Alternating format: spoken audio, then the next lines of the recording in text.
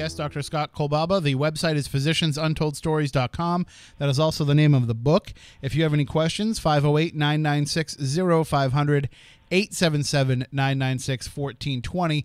Those are the numbers to call in. You can also share your questions in the chat room at SpookySouthCoast.com as well, or email them spookycrew@SpookySouthCoast.com, or on Twitter using the hashtag SpookyLive. We did talk a little bit, Doctor, in the first hour about accepting the idea of a higher power, and do you feel like with collecting these stories and with the people that you've talked to and sharing these stories, is it more of the fact, are you kind of just looking at this now, as much as you have this education and as much as you have all this experience in working in medicine, do you see yourself as kind of just a tool for this greater being to be able to take care of people? Well, I think doctors and myself included, just, this is our work. We see people every day with sore throats and colds and so forth. And I don't think we're helped necessarily by a divine power for those kinds of things. But I think we are touched by a divine hand more than we realize.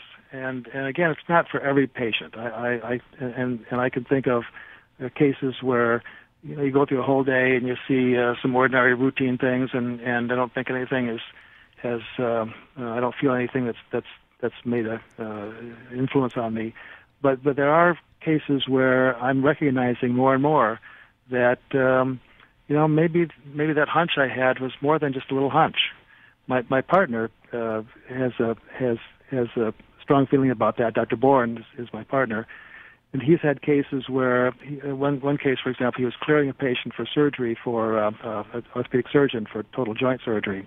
And he, after he did the exam and physical and so forth, he had this little naggy voice in the back of his head saying his guy needs a stress test.